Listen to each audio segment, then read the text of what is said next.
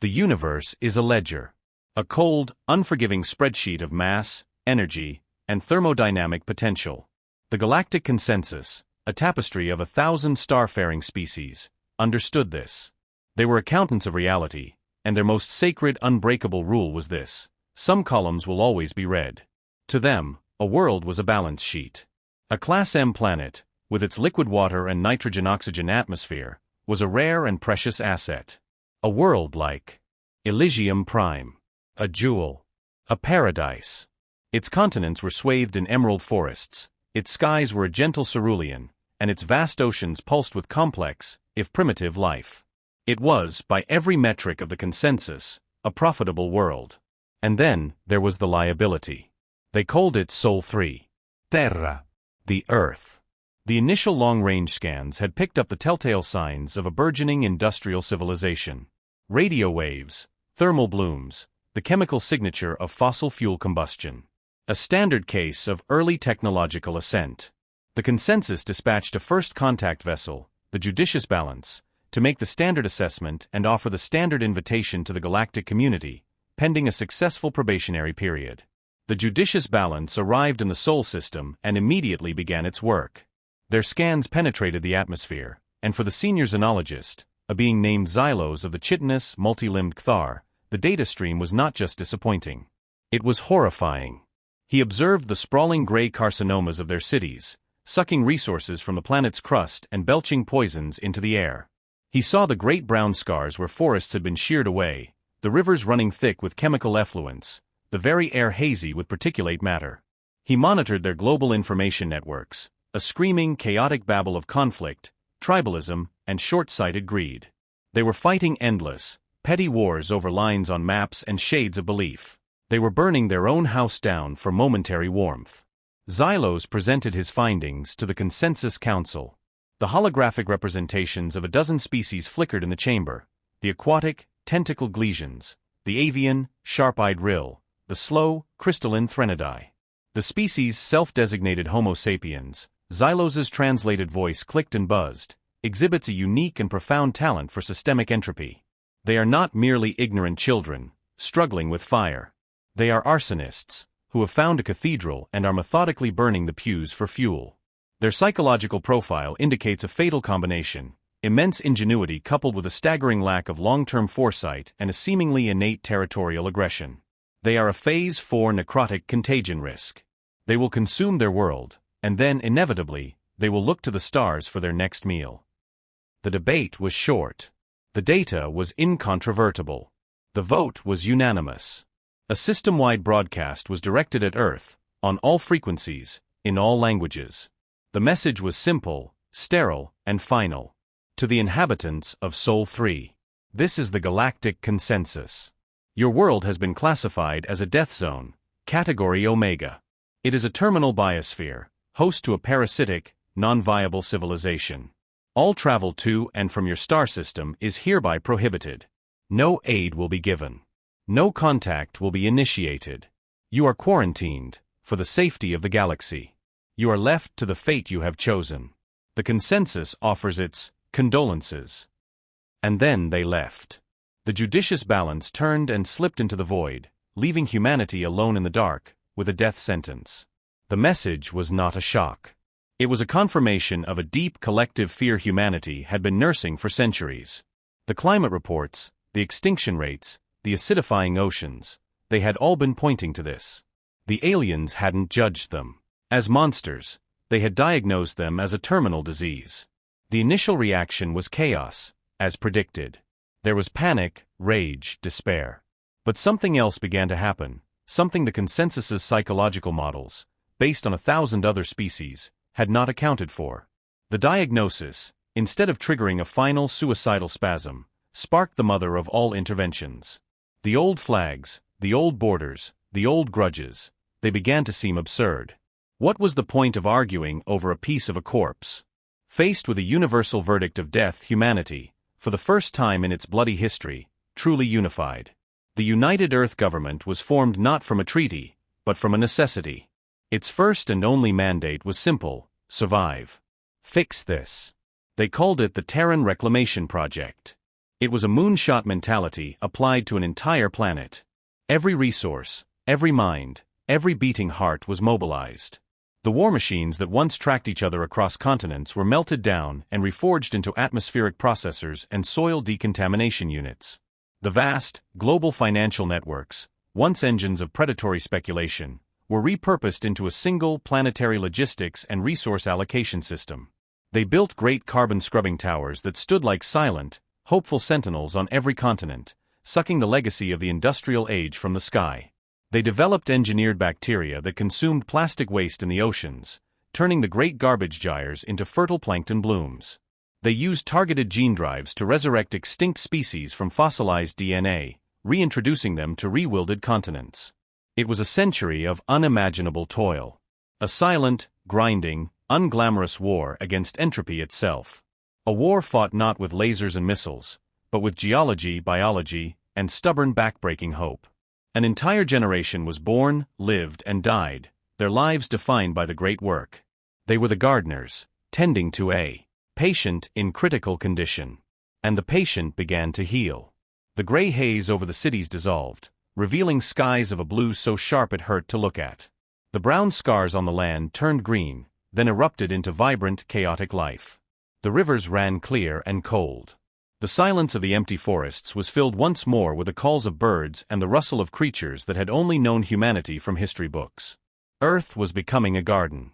But a garden is a fragile thing. It needs protecting. And humanity had learned the hard way that the universe is not a safe place for fragile things. They never attempted to break the quarantine. They respected the consensus's judgment, even as they worked to prove it wrong. But they watched the stars. They listened.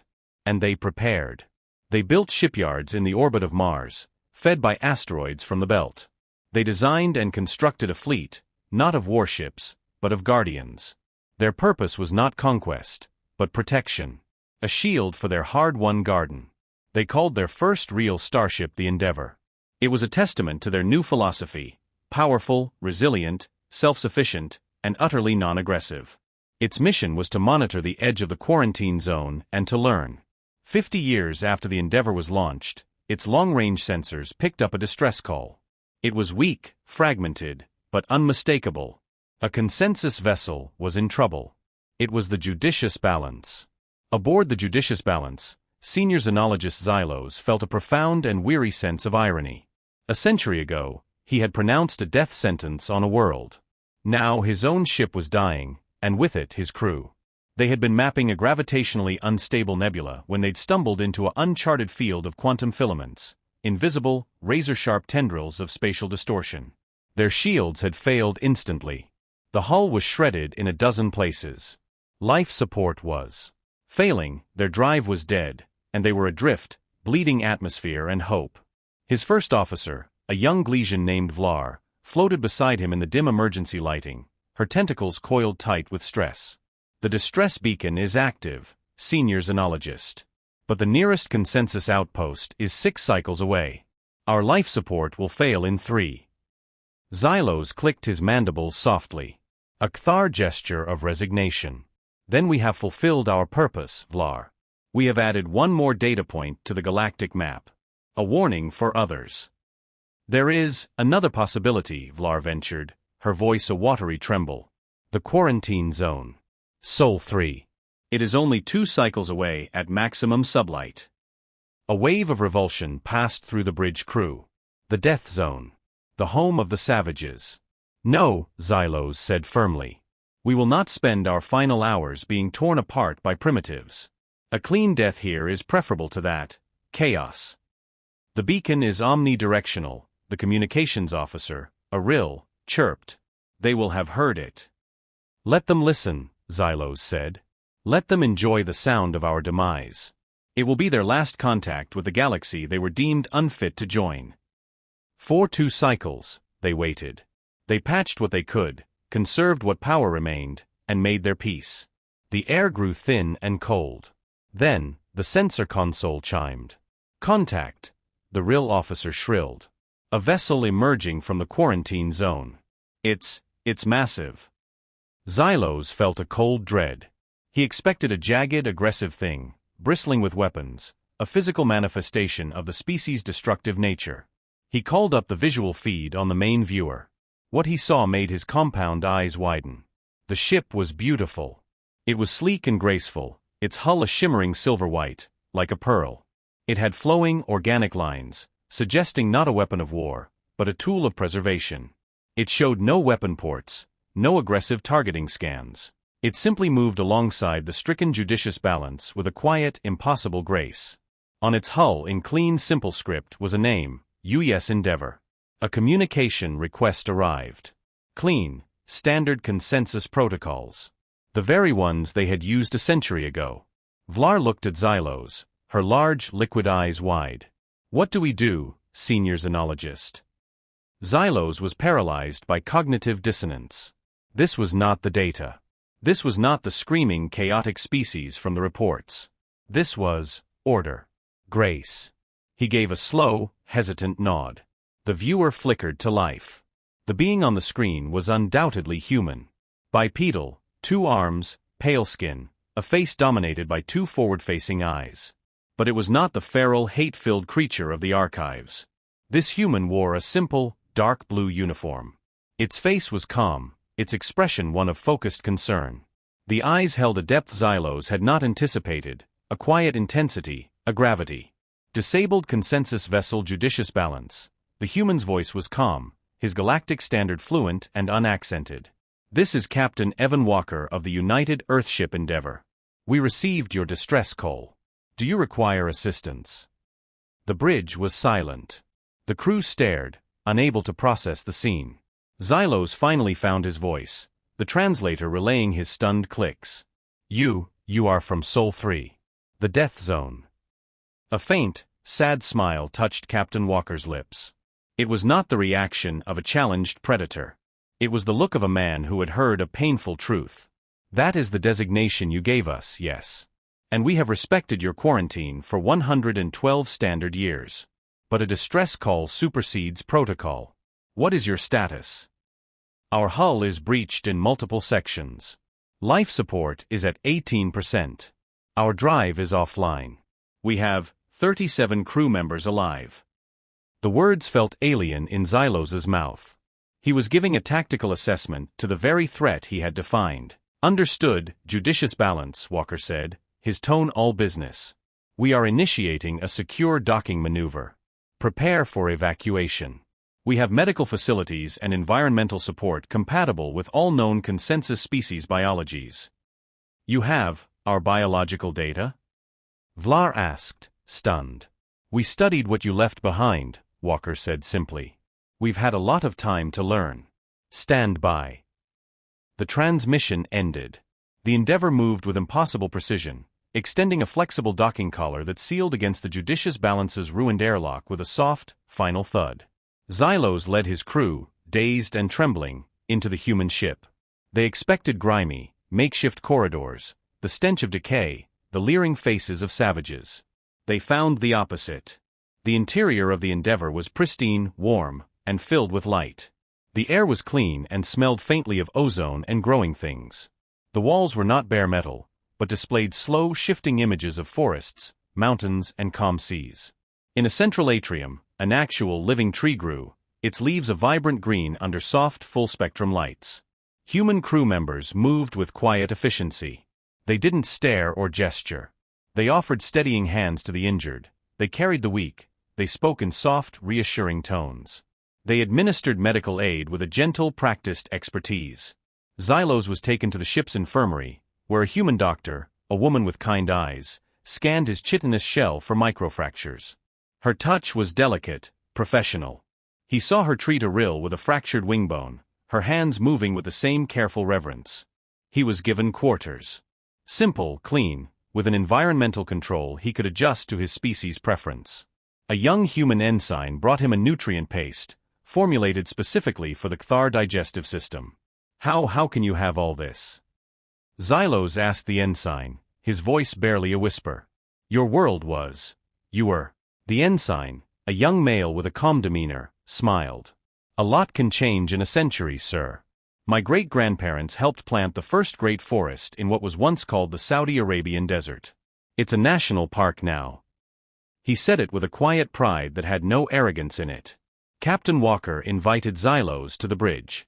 It was a place of quiet harmony, not a command bunker. Crew members worked at consoles, their voices low. The main viewer showed the stars, and in the corner, a feed from Earth. It showed a world of breathtaking beauty. Swirling white clouds over deep blue oceans.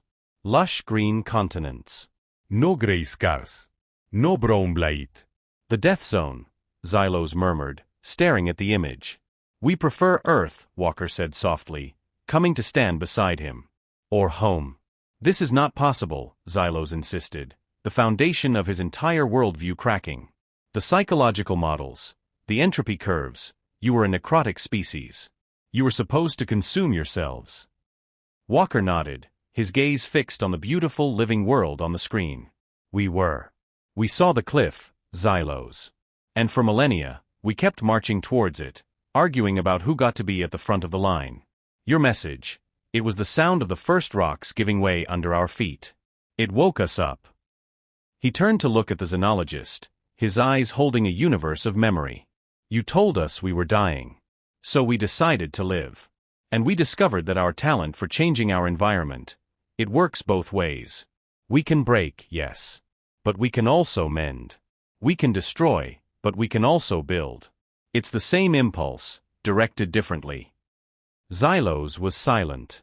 He looked from the vibrant earth on the screen to the calm, capable humans on the bridge. He thought of the tree growing in the heart of the ship. He thought of the gentle doctor, the respectful ensign. This was not the absence of aggression.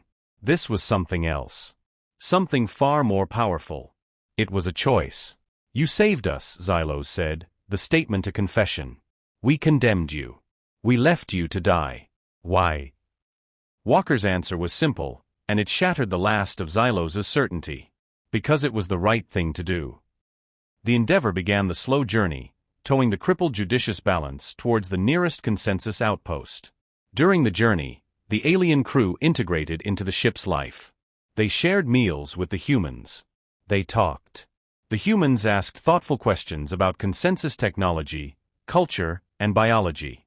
They shared stories of their own great work, not with boastfulness, but with the quiet pride of craftsmen who had restored a masterpiece. Xylos spent hours in the ship's arboretum, sitting beneath the tree. He watched human crew members come there to meditate, to read, or simply to breathe. He saw a warrior species that had found a deeper strength in peace. A species that had looked into the abyss of its own nature, and had chosen to plant a garden at the edge. He was on the bridge when the crisis began. A proximity alarm blared, soft but insistent. The tactical officer, a woman named Valeria, looked up from her console, her calm demeanor hardening slightly. Captain, we have multiple contacts emerging from hyperspace. Bearing directly for us. Energy signatures match. Marauder configurations. Walker was in his command chair instantly. Red alert. Standby defensive measures. Xylos, you should return to your quarters. Marauders. Xylos felt a fresh wave of terror. The Marauders were a scourge. A nomadic predatory species that stripped worlds and ships for resources. They were everything the consensus believed humanity to be. They were the embodiment of the necrotic impulse. On the viewer, 3 ships blinked into existence. They were ugly, asymmetrical things, cobbled together from scrap and plunder, bristling with crude but powerful energy weapons. They looked like tumors growing in the void. A harsh, grating voice filled the bridge, untranslated, a stream of guttural threats and demands. They're ordering us to cut the tow, surrender our vessel, and prepare to be boarded, the communications officer translated, his voice tight. Open a channel, Walker said, his voice still calm, but now it had an edge of titanium. Marauder vessels, this is Captain Walker of the Endeavor. You are approaching a protected vessel under our care. We are on a humanitarian mission. Stand down and alter your course. The response was a burst of static laughter. Humanitarian? You are prey. Cut the deadweight and give us your ship, or we will reduce you to atoms. Xylos watched, his limbs trembling. This was it. This was the true test. Faced with overwhelming force, with certain death, the human facade would crack. They would reveal the savagery that must lie beneath. They would fight, and they would die, proving his original thesis correct. Captain Walker did not yell. He did not snarl. He looked at his crew and gave a series of quiet, precise orders. Valeria, activate the Guardian system. Shields to full. Helm, maintain course and speed. Do not deviate. Do not present aggressive posture. Guardian system active, Valeria said. Projection field is stable. The Marauder ships opened fire. Bolts of raw destructive energy lanced across the void, meant to cripple and terrify. They never struck the Endeavor. A few hundred meters from the human ship's hull, the bolts of energy struck nothing. A shimmering hexagonal field of light flickered into existence, absorbing the impacts with a deep resonant thrum that vibrated through the deck plates. The field wasn't a standard particle shield. It was something else. It looked like a honeycomb made of solidified light. The shield held at 98%, Valeria reported. Minimal energy dissipation. The Marauders paused. Then, enraged, they unleashed a full broadside. A storm of plasma and kinetic rounds slammed into the hexagonal barrier. The Endeavor didn't even shudder. The field glowed brighter, the thrumming sound deepening, but it held an impassable perfect wall. What is that? Xylos whispered. A non-violent response, Walker said, his eyes on the viewer. We learned to protect our garden from asteroids and solar flares. The principle is the same. The Marauder ships, frustrated, changed tactics. One of them powered up its engines, intending to ram the Endeavor, to break through by brute force. Incoming ramming attempt, the helmsman said. Recalibrate the field, Walker ordered, his voice still preternaturally calm. Redirective geometry. The lead Marauder ship, a jagged dagger of metal, accelerated towards them. It hit the shimmering honeycomb field. And instead of shattering, the field flexed. It deformed, wrapping around the ship's nose, and then with a smooth, terrifyingly gentle motion, it pushed. The Marauder ship was sent spinning away, its trajectory altered, its engines struggling to compensate. It was like watching a leaf being brushed aside by an invisible hand. The other two ships froze. Their weapons' fire ceased. The silent void was more terrifying than the barrage had been. Walker opened the channel again. His voice was not that of a conqueror. It was the voice of a man stating an immutable law of physics. Marauder vessels. You cannot harm us. You cannot board us. Your weapons are useless. Your tactics are obsolete. We will not fight you. But we will not let you pass. You have one choice: leave this space now. There was a long, static-filled silence. Then, one by one, the Marauder ships powered down their weapons. Their engines flared, and they turned, retreating back into the hyperspace lanes from which they came. They had been defeated, not by a greater violence, but by an absolute, unassailable defense. They had been humiliated by peace. Xylos sank to the deck, his legs unable to support him. He had witnessed something that should not exist. He had seen a power that could shatter fleets used only to shield the weak. He had seen a strength that did not need to dominate to prove itself. He looked at Captain Walker, who was already giving orders to check on the judicious balance and its crew. The humans on the bridge were returning to their duties, the brief tension already fading, replaced by the quiet hum of purpose. There was no cheering. No triumph. Only the quiet satisfaction of a job done, of a threat neutralized without a single life lost, without a single shot fired in anger. In that moment, Xylos's entire life's work, the great cold ledger of the galactic consensus, crumbled to dust. They had categorized humanity as a death zone, a festering wound in the cosmos. They were wrong. They were so profoundly, catastrophically wrong. Humanity wasn't a death zone. They were the gardeners. A standard week later, the Endeavor, with the judicious balance in tow, arrived at the edge of consensus space. A patrol vessel, the unflinching Resolve, was waiting for them.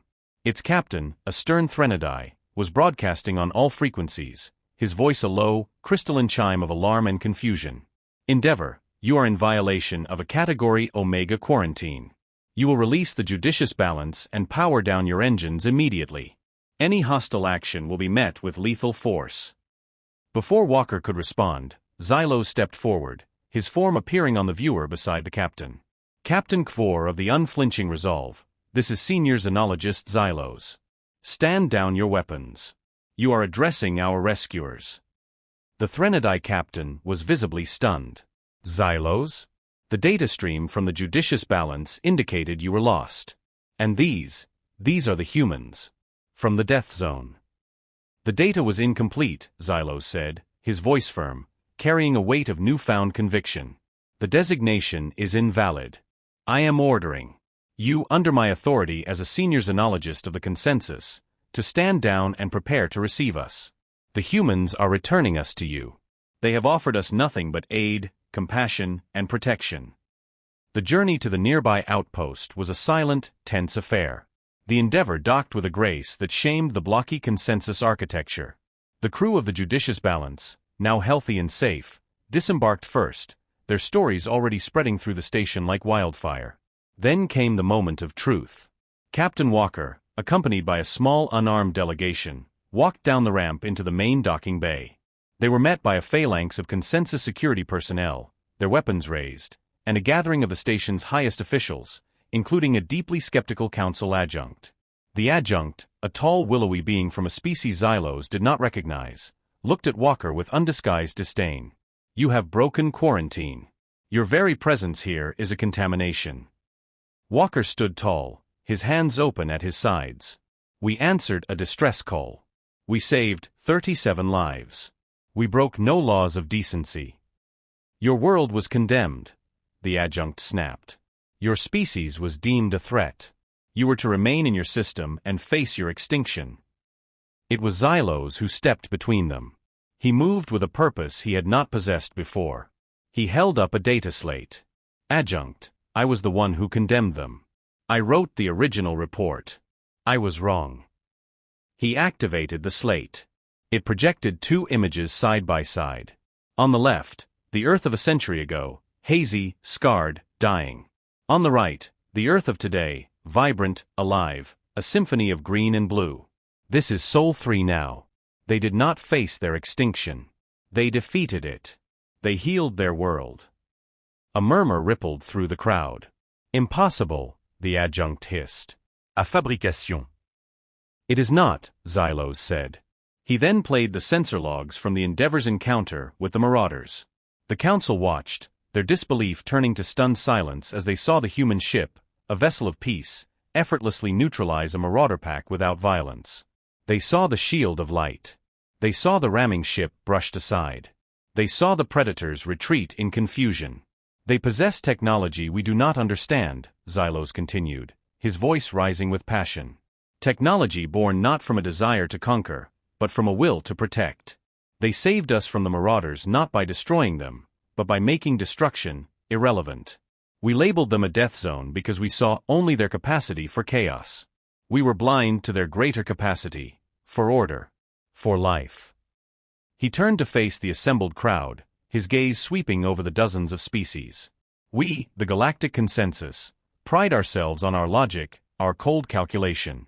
We see the universe as a ledger. But these humans, they see it as a garden. And where we would write off a world as a loss, they see only barren soil waiting for a seed.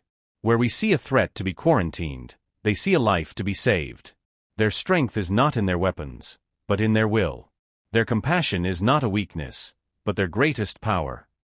He looked at Captain Walker, and then back at the adjunct, his final words dropping into a silence so profound it felt like the vacuum outside the station. We declared their world a death zone, and with nothing but their own two hands and an indomitable spirit, they made it a garden. The consensus security forces slowly, hesitantly, lowered their weapons. The adjunct stood, his willowy form seeming to sag under the weight of this new paradigm-shattering truth. Captain Walker simply nodded. He offered no boast, no demand for an apology. He simply said, the quarantine was a mercy. It gave us the silence we needed to hear our own hearts again. We hold no ill will. Our door, should you ever wish to knock, is open. He and his delegation.